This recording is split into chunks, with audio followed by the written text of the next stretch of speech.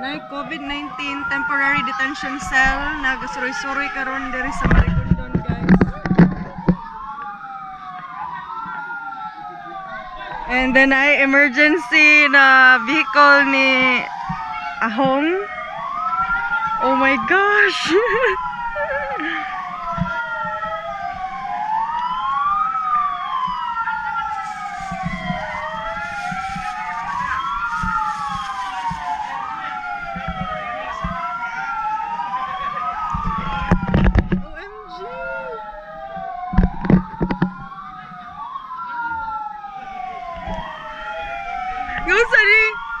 Unsa ni?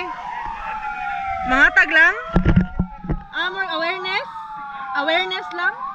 Nice.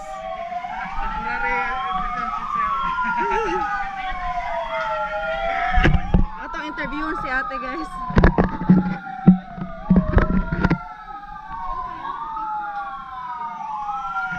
Unsa ni siya na kalihukan ninyo? Every Sunday ni siya, mao ni kita ng Rico Vida. Ha? Rico Vida. Rico Vida. Mari mi sa mga every bookshop kay para manghatag ni og mga Awareness flyers. kay pahibaw na po dias. Pahibaw sa mga tao ba nga kanang bisag maligo tag dagat, after gawas nato mag-mask ta, and then observe social distancing gyapon. Ano name, ma'am? Sunshine. Sunshine? Oo. Margaret, ko na ito na po ka home food. Thank you! Thank you. So, money lang ipanghatag, guys. I hope it's recording. Lagi di nagbun ka, Kiki! So, they're from DRMMO. They're just here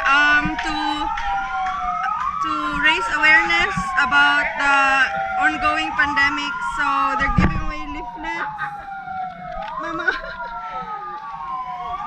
So they're not here to scare everyone. They're just here to remind that you should still wear your mask after mumuhaw as sa tubig. So congratulations and kudos to the DRMMO of Lapu-Lapu and especially to Ahong Cares. Na-alert ko ato na! Na-alert kong pinakalit! Kuyawan nga, kuyawan! Uy! Ang nabi ko mga bata ka ba na? What's happening, Gidi? What's happening?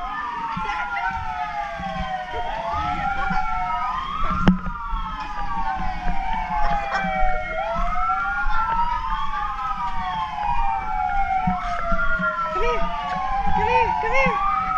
Bali man yung slippers!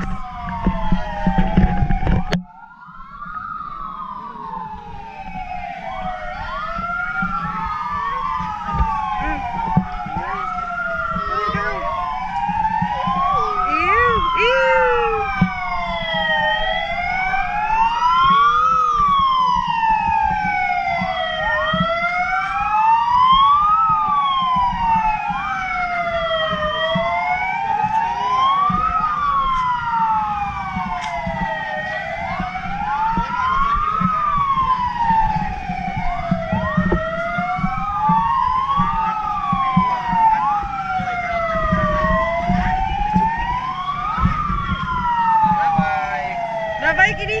Say bye-bye. Bye-bye. There, bye-bye, bye-bye. Bye-bye. Alright. Okay. So don't forget to wear your mask. Ahawas din sa tubig, guys. So padayon lang. Makaligo ra gyapon mo. Just make sure you still follow the health protocols even if you're at the beach. Enjoy your Sunday.